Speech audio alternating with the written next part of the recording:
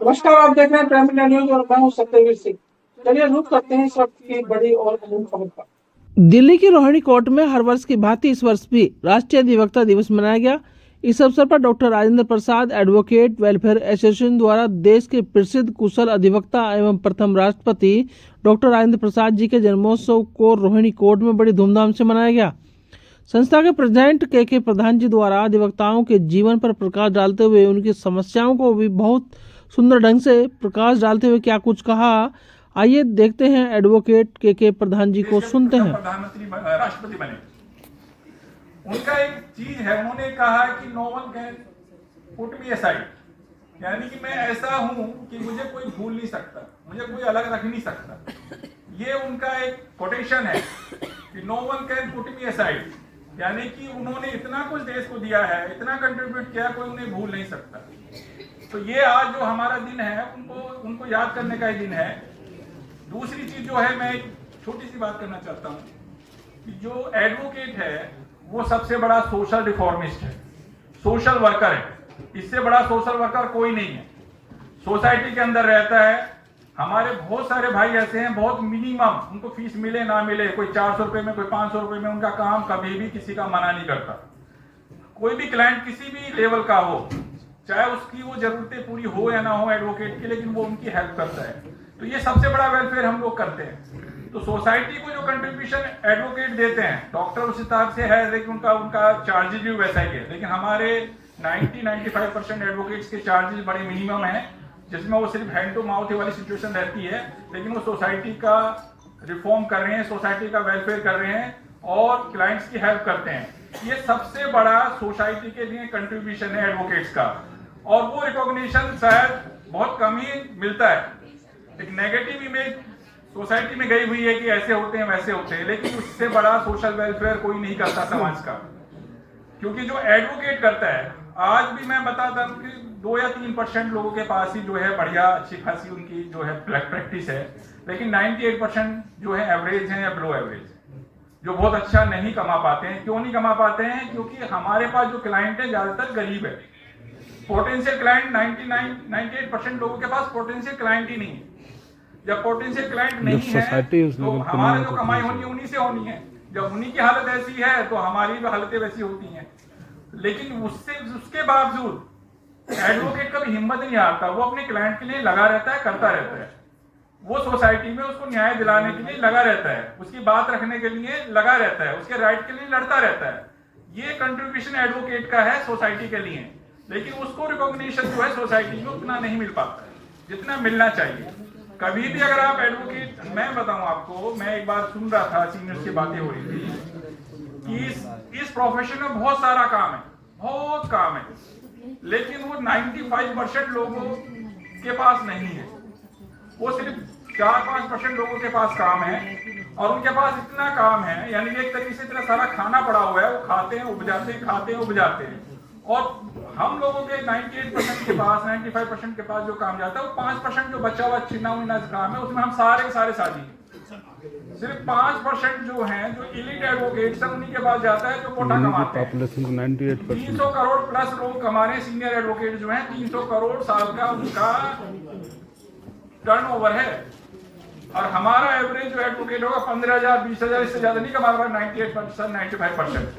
तो ये हमारा एक आइडिया था कि हम लोग खुद ही स्टार्ट करें, क्योंकि हर काम जो है बाहर से भी आप उम्मीद नहीं कर सकते, हर काम बीसीडी से नहीं कर सकते।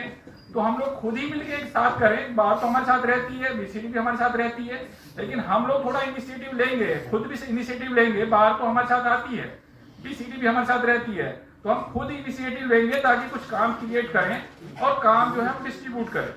दूसरा प्रॉब्लम आता है हम लोगों में कि हम लोगों के अंदर जो है स्किल का इशू है। तो हम लोगों की संस्था ये चाह रही है कि हम लोग जो सीनियर्स हैं हमारे साथ, वो आए, महीने में कभी भी हमको टाइम दें, ताकि हम उनको ट्रेन कर सकें। जो हमारे नए एसोसिएट्स फ्रेशर्स आ रहे हैं या जिनको काम करना नहीं आता, ताकि उनको स्किल डेवलप करा के, ताकि वो भी एक बेहतर काम अगर आता है, अपॉर्चुनिटी मिलती है, तो उसको वो अच्छे से यूज कर सके, उसको वो अपना जो कैलिबर है उसमें वो यूज कर सके, और अपना जो है अच्छे से अच्छे पोटेंशियल क्लाइंट को वो भी मेंटेन कर पाए। दूसरा पॉइंट हमारा ये था जो हमने बताया कि वेलफेयर हमने क्यों बनाया। तीसरी सिचुएशन हमारे पास जो आती है वो ये आती है कि जब भी हम लोगों को अभी जैसे कभी झगड़ा हो गया, मारपीट हो गई, तो वकील जो है ना सेफ नहीं है। कभी क्लाइंट से भिड़ंत हो गई, कभी पुलिस वाले से भिड़ंत हो गई, कभी कहीं भी भिड़ंत हो गई, तो वकील एडवोकेट जो सेफ नहीं है। तो हम लोगों का यह है कि जहां भी बार या बीसीबी जब भी एडवोकेट प्रोटेक्शन एक्ट की बात करती है या उसके लिए कोई संघर्ष करती है, तो हम लोग उसमें साथ में शामिल रहेंगे और उनका साथ देंगे।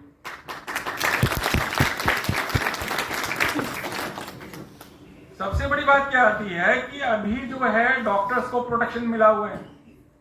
अब दूसरी बात आती है, अगली बात मैं बताता हूं, क्योंकि जब हम कोर्ट में पेश होते हैं ना, कोर्ट में कई बार हम लोग वकील भाई इतना ज्यादा ह्यूमिलिएशन जजेस से फेस करते हैं, हमको कोई बहुत ज्यादा क्लियर कोई उस तरीके से पॉजिटिव नहीं मिलता है कि हम लोग अगर कुछ कह दें तो सीधा नोटिस इशू कर देता है।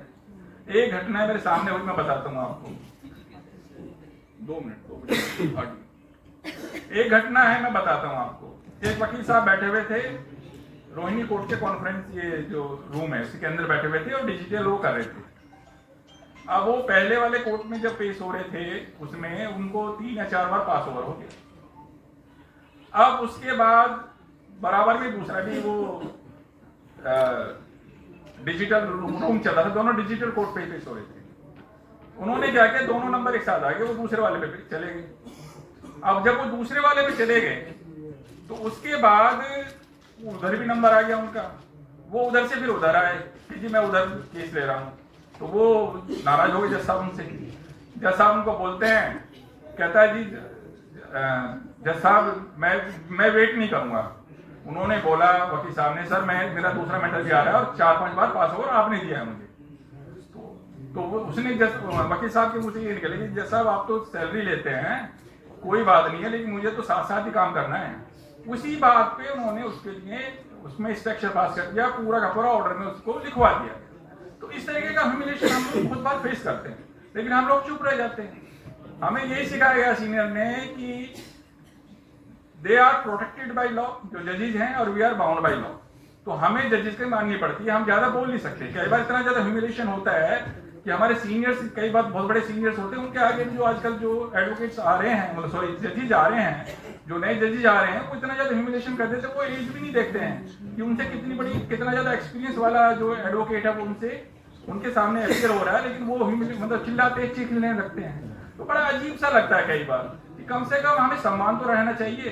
अच्छा, हम लोग कहीं भी कई बार करते हैं। अभी जैसे अभी हमारी जो है ये घटना है, बेसिकली जब अभी जो इन्होंने बिल वगैरह लाए थे उसका हम लोग जो है स्ट्राइक कर रहे थे, तो उस टाइम पे ये चीज मैंने महसूस की कि बहुत सारे वहां पे ये था कि कोई एडवर्स ऑर्डर पास नहीं होगा।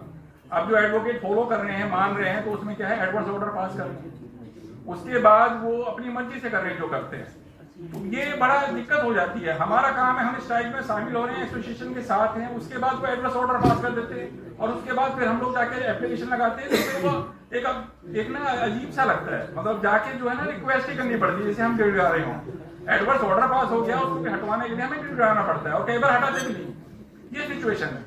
तो कहने का मतलब ये है कि एडवोकेट्स का एक सम्मान बना रहना चाहिए। मैं बहुत ज्यादा नहीं लूंगा क्योंकि मैडम ने कहा कि 5 मिनट पहले ही हो गए हैं, ज्यादा 2 मिनट और हो गए हैं, तो सॉरी उसके लिए।